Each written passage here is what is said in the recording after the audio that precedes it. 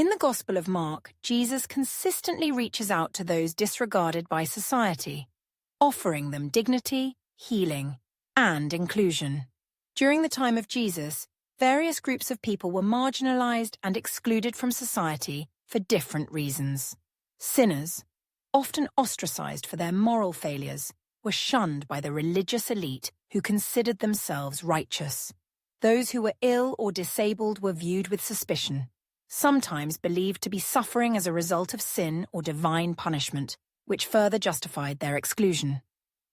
Gentiles, who were non-Jews, were often seen as unclean and outside the covenant that God had with Israel. The poor were frequently neglected and overlooked, struggling for survival without the support of the community. Tax collectors who collaborated with the Roman occupiers were particularly despised for their perceived betrayal of their own people and their reputation for extorting money. Despite these societal barriers, Jesus' ministry in the Gospel of Mark is marked by his radical inclusion of these outcasts, demonstrating that the kingdom of God is open to all, regardless of social status or past transgressions. This inclusiveness is a model for Christians who are called to welcome and embrace those whom society disregards. One of the most striking examples of Jesus' compassion for outcasts is found in Mark 1:40-45, where Jesus encounters a man with leprosy.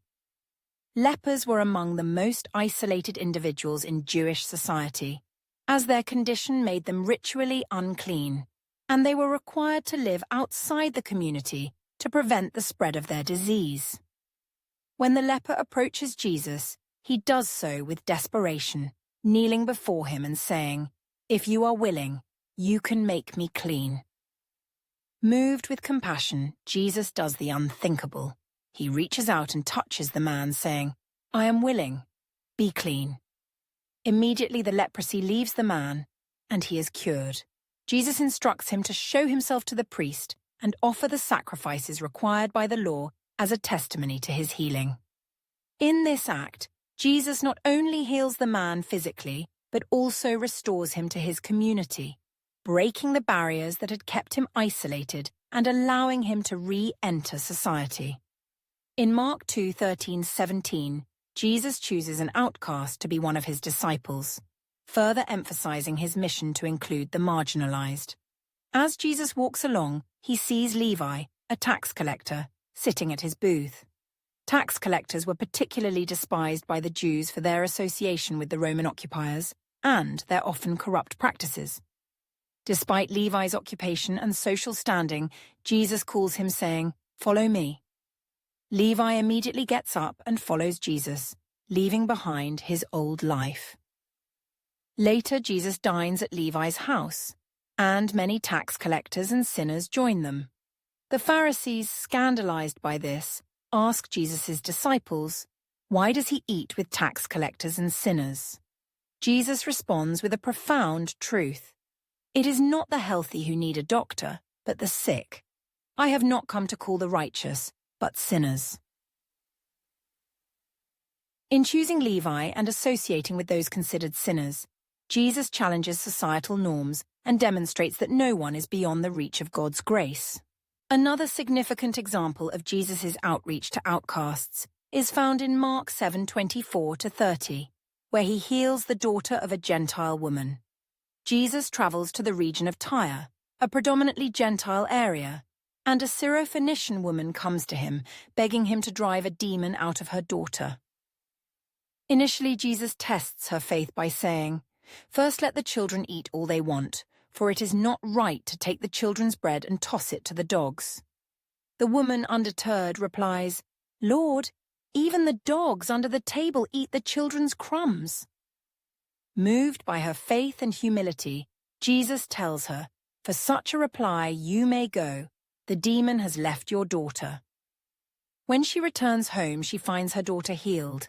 This interaction highlights Jesus' willingness to extend his ministry beyond the boundaries of Jewish society, embracing those who were considered outsiders.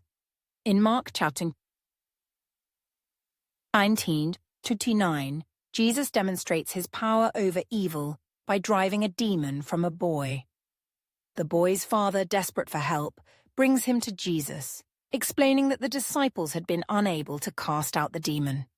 Jesus, seeing the boy's condition and the father's despair, laments the lack of faith among the people, but takes action to heal the boy. The father, in a moment of vulnerability, says to Jesus, "I do believe. Help me overcome my unbelief." Jesus rebukes the impure spirit, commanding it to leave the boy and never return. The boy is instantly healed, and Jesus lifts him to his feet. This miracle not only showcases Jesus' authority over evil, but also his compassion for those in distress, particularly those who are powerless and suffering. In a different context, Jesus observes a poor widow in Mark 12:41-44 as she gives all she has to the temple treasury. While others donate large amounts out of their wealth, the widow contributes 2 small copper coins, everything she has to live on. Jesus calls his disciples and points out the significance of her offering, saying, "Truly I tell you, this poor widow has put more into the treasury than all the others. They all gave out of their wealth, but she, out of her poverty, put in everything, all she had to live on." This story highlights the widow's profound faith and trust in God, as well as Jesus' appreciation for the sacrificial giving of those who are often overlooked by society. It underscores the idea that in the kingdom of God, the value of a gift is measured not by its monetary worth, but by the heart and sacrifice behind it. Finally, in Mark 14:1-9, a woman anoints Jesus with expensive perfume, an act of deep devotion and love. While Jesus is at the home of Simon the leper, the woman enters and pours a jar of costly perfume on his head. Some of those present criticize her, arguing that the perfume could have been sold and the money given to the poor. However, Jesus defends her actions, saying, "Leave her alone. Why are you bothering her? She has done a beautiful thing to me. The poor you will always have with you, and you can help them any time you want, but you will not always have me." Jesus explains that the woman has anointed him in preparation for his burial, recognizing her act as a prophetic and deeply meaningful gesture. This story illustrates Jesus' ability to see beyond societal judgments, recognizing the true value of an individual's actions and intention. Through these encounters, the Gospel of Mark reveals Jesus' radical approach to those disregarded by society. Whether they are sinners, the sick, the poor, or those from different ethnic backgrounds, Jesus reaches out to them with compassion and inclusion, challenging the social norms of his time. These narratives not only demonstrate Jesus' love for all people, but also serve as a call to his followers to do the same, embracing and caring for those who are marginalized and excluded in their own communities.